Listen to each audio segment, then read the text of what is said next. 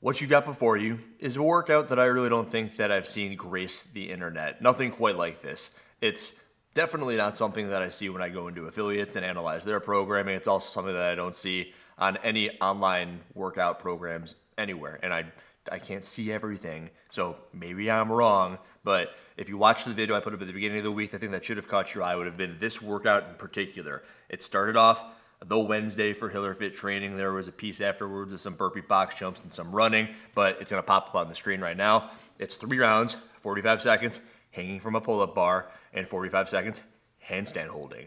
The best you could possibly get on this workout would be 4.5 minutes. Now, that's if there weren't any transitions. There are transitions, and you're going to see Alexis kind of thinking, hey, what are you doing? Why are you? And I'm doing the RX Plus option. So at the bottom of the notes, there's always an RX Plus. Not always, but if there is an RX Plus option, it's down at the bottom. It's a minute. So the best that Alexis could possibly do without transitions is a 4.5 minute time. The best that I could possibly do is 6 minutes. Now, see this transition here? This is the clock just kind of counting up. I want to get up into the handstand hold as quick as possible. But let's say that weren't the case. They don't need to be unbroken. And every time that you aren't in your hold, so if I say I go 30 seconds and I do 2 sets to accumulate my 1 minute here, then the 10-second break that I took between those 30 seconds is just adding to the total time. It's a style of workout that I don't think very many people do. I mean, I don't see very many people doing any static holds at all, just these isometric things. And it's, especially as I record this, I'm looking and I'm going, damn, I need to do more of these. I do them pretty often, and I could be doing more. My elbows don't look like Alexis's elbows, but I feel extended there. As I look at my elbows, I got some work to do. They're slightly flexed. That sucks. Alexis's elbow extension is far superior to my elbow extension. And maybe it's the fact that I sit here a lot. Maybe it's the performance-enhancing drugs that have tightened up my upper body in such a way. But you're always able to kind of combat those things. The other thing I want to talk about when it comes to a workout like this is prescription. And I already talked about the idea that Alexis is doing the 45s for the 3 rounds. I'm doing the minutes for the 3 rounds. And this is why coaching, and if not having had a coach, reading and applying the notes in programming is very important. So you're a person out there, and let's take it to the extreme. We'll go free solo Alex Hammond. You know the dude. He's a great rock climber. He could probably do a 10-second dead hang, 10-minute dead hang without any skin off his back. And at which rate, he'll do that for 10 minutes, and he'll do a handstand hold for 10 minutes. His workout, where mine could be 6 minutes long, his all of a sudden is going to be upwards of an hour long, just because that's what it takes for him to get the stimulus that somebody like me is getting on this workout. Now, at that rate, you probably think that maybe he should do weighted hangs, or maybe some sort of weighted. Is there such thing as a weighted handstand hold? Maybe he should be doing like a weighted yoke walk. But I'm also assuming that there is some sort of carryover between his hanging capability and a handstand hold. And maybe he's the worst handstand holder on the planet because rock climbers don't have to handstand hold. I don't know. I don't know Alex Hammond, but if he were doing this workout, watching this video, he'd be thinking, Andrew, tell me what to do. And I'd say, hey, dude, can you extend your elbows better than I can when you're doing a handstand hold? And he'd say, no, I can't. And I'd say, okay, great. 10-minute handstand hold, 3 attempts at a handstand hold on the wall. I don't care how long they are. I just want you to try to get up there. I want you to do the best you can to hold good positions, and I want you to try to extend your elbows. He's kind of mutated himself, ape-like style, into this crazy positioning because he's so good at rock climbing. This muscle on his forearm is so developed that he just can't extend his elbows. Maybe I'm wrong. Maybe he's a great handstand holder. Maybe his elbows look more like Alexis's than they do mine.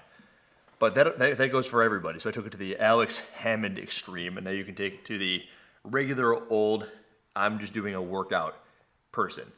And maybe they're looking at it like, RX 45 seconds, that's kind of tough. But I think I could do 30, and how do I know? Well, when I look at the notes, it says, on my first round, I should be able to go unbroken. Maybe you don't know. Maybe you just want to try it out. You jump up on the bar like Alexis just did, and you're going to go 30 seconds. Oh, I did it. Okay. Walking over to the wall, kick on up. 30 seconds. Oh, all right. And then round 2, chalk your hands up like I do. Jump up on the pull-up bar, do your 30 seconds. And you're like, oh, wow, that was really hard. That's how you're thinking, damn, this is perfect. It's perfect because it's challenging, but I can see the light at the end of the tunnel. And if you're not that person and all of a sudden you're thinking, I'm in a world of hurt, you gotta take that, remember it, kind of like screw it into your head and apply it to your next workout. What do I mean by that? I mean, it's the idea behind, if you aren't taking notes and you don't know your 1 rep maxes, you should always be using yourself, like weighing yourself every morning. If you always weigh 190 every morning and one morning you wake up and you're like 198, you're like, what happened? But then you think, oh, I ate 13 peanut butter and jelly sandwiches yesterday. Obviously, I'm going to weigh some more. When you're doing workouts like this, it's like, obviously, I should have done 20-second holds instead of 30-second holds. So next time I do some hanging work, I know that. And I can talk through myself on a workout like this. I can look through the notes that I might or should be taking on workouts like this. Or I can ask, if I'm in a CrossFit gym, my coach, hey, remember that 3-rounder that we did with the 45 seconds? I tried to do 30. I really couldn't do it. What can I do for 20 maybe? And maybe the coach is like, hey, you know what? 20 is great, but we're going to do 4 rounds. We're going to go 4 rounds of 20 seconds because I want you to have about as much time hanging and holding, but maybe that extra 10 seconds are really going to screw you. What I've got handy is one of those little clocks.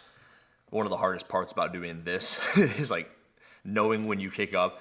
So for me, I mean, it's a little bit easier actually than it would be for Alexis. That 45-second interval sometimes messes with you, whether or not I kicked up at 2:16. Oh, I got to stop at what? It's 3:01. But sometimes people have issues, and Alexis certainly does, knowing where to kick up and where to come down when they're doing their holds. But we have a little clock right there. So if you look right over my right hand, I've got that little Time Birds timer where I'm looking up at it and I'm just checking. See, I just looked at the clock right there to see where I was in relation to being done for my 1 minute. Alexis's time was something like 5:20 something, and I told you her perfect time was 4.5, which if that's just transitions. So she was taking her time to get up into the wall or get up onto the bar. My time was 5:58, 5:50 something. And again, wait a minute, that doesn't make any sense. It should have been slightly over. I don't know. I'll put it on the screen. But again, this is just something that I think that anybody can benefit from.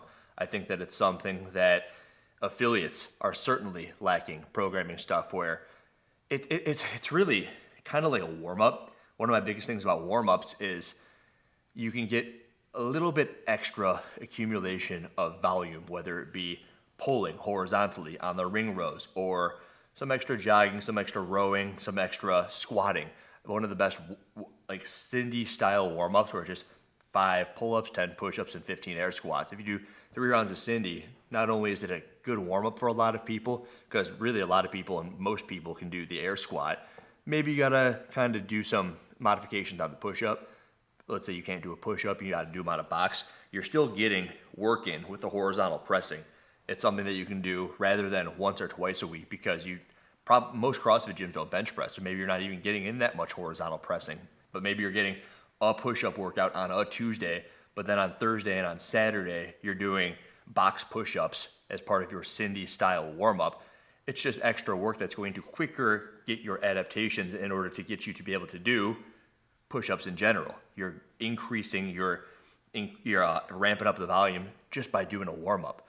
And I know like a lot of people can't just jump up on a pull-up bar and do 5 pull-ups for 3 rounds, but you can still do stuff like band pulls. Put a band over a pull-up rig and you're working your lats and you're strengthening yourself to get better through the warm-up. This sort of thing. Kicking up into a handstand hold in a workout like this is something that I just never see done. And I think it should be done at minimum weekly, but also could be done in a warm-up. So doing it never will never make you better at any of it. And doing it sometimes, like this, in a style where it's just static holding, the biggest, baddest looking dudes and chicks on the planet are gymnasts. People across the world marvel yearly at gymnast physiques, and it's because they're doing a lot of isometric work. And I'll tell you, as I look at myself standing there, I had a crazy pump just from doing isometric holds. So the top of the food chain is like the planche, but that's probably something that's for another video. This is all I really have to say about this. My rant is over. Go do some hangs and some holds. Andrew Hiller, out.